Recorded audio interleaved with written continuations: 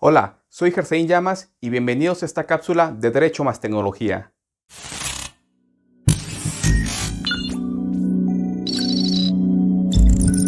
Utilizar la tecnología como un objeto es utilizar dispositivos tecnológicos o inteligentes, por ejemplo, celulares inteligentes, relojes inteligentes, laptop, asistentes virtuales, etc., siendo estos meramente objetos que ayudan como una herramienta a su portador, por lo que su extravío, daño o robo se materializa en la suplencia por otro modelo, con una posible consecuencia simplemente de un daño a las cosas. Pero, ¿qué pasaría si el ser humano incorporara dicha tecnología a su fisionomía? Ya no hablamos de una persona utilizando una herramienta tecnológica y que podrá considerarse ente separado, sino de un ser humano que es modificado y ahora es tecnología pura y en consecuencia es una extensión a su cuerpo y persona.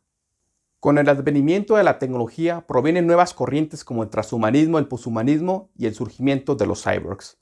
Brevemente, el transhumano sería un ser humano en transformación, con algunas capacidades físicas y psíquicas superiores a las de un humano normal. En cambio, un poshumano será un ser natural artificial con unas capacidades que sobrepasarían de forma excepcional las posibilidades de una persona actual, mientras que los cyborgs, en inglés cyborgs, son personas que incorporan a su cuerpo tecnología, es decir, la unión de un organismo vivo con un organismo cibernético. En el mismo sentido, con un propósito pedagógico, los derechos humanos han sido clasificados en 4 generaciones. Esto en función al momento histórico en que surgieron o del reconocimiento que han tenido por parte de los estados. Sin embargo, el agrupamiento de los derechos humanos en generaciones no significa que algunos tengan mayor o menor importancia sobre otros, pues todos ellos se encuentran en la dignidad humana, el principio y el fin a alcanzar.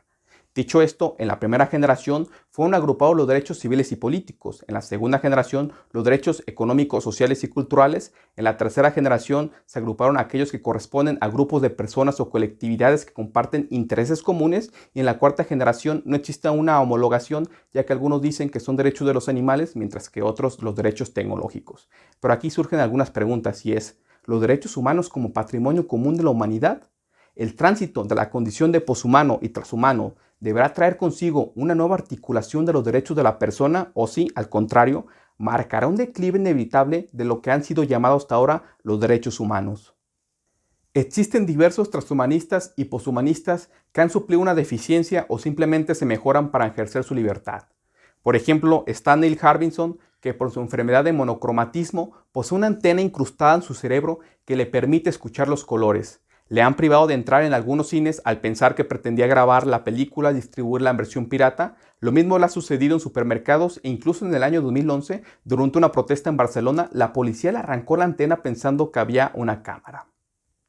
Otro caso es cuando Steve Mann, que no cuenta con ningún déficit, pero posee una pequeña cámara que se conecta a su cráneo con diversas funciones, fue agredido físicamente por empleados de McDonald's por portar su tecnología y corrido de dicho lugar, por el motivo de llevar un A-tape que muestra la realidad aumentada en su línea de visión, permitiendo fotografiar y tomar videos, por lo que los empleados de McDonald's argumentaron que violaba la privacidad de los demás consumidores.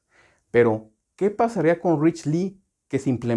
implantó quirúrgicamente imanes directamente en sus oídos, convirtiéndolos en auriculares que siempre llevará en su cuerpo? ¿Qué sucederá con Jerry Jalava, un programador finlandés que tuvo un accidente y perdió un dedo y sin utilizar una prótesis tradicional prefirió un puerto USB incrustado en el dedo de su cuerpo? ¿Se le podrá negar algún empleo por temor a espionaje industrial o corporativo? ¿Qué pasaría con Hood Herr, que perdió sus piernas practicando el montañismo y que actualmente no solo usa sus piernas artificiales, también las diseña como director del grupo de biomecatrónica del MIT Media Lab?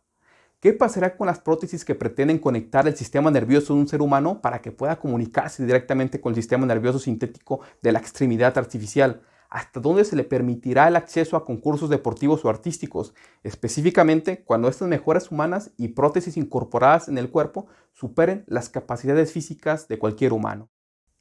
En conclusión, si bien de manera puntual no existe formalmente algún pronunciamiento para la protección del transhumanismo y poshumanismo, sin contar aquellas interpretaciones extensivas de la norma que pudieran llegar a ser un uso alternativo del derecho, sí debe reconocerse la existencia de la Declaración Universal sobre Bioética y Derechos Humanos, así como en Europa la norma de derecho civil sobre robótica, que este último instrumento muy importante se sintetiza en algunos rubros, los cuales son la creación de comités de ética sobre robótica en los hospitales y otras instituciones sanitarias, también en actualizaciones de software que subsanan fallos y vulnerabilidades, en la creación de entidades de confianza independientes, así como obligaciones a fabricantes como proporcionar el código fuente, además de agregar pronunciamientos sobre la manipulación a desconexión y sus riesgos, así como la igualdad y promoción al desarrollo de las tecnologías de conformidad con los derechos de discapacidad.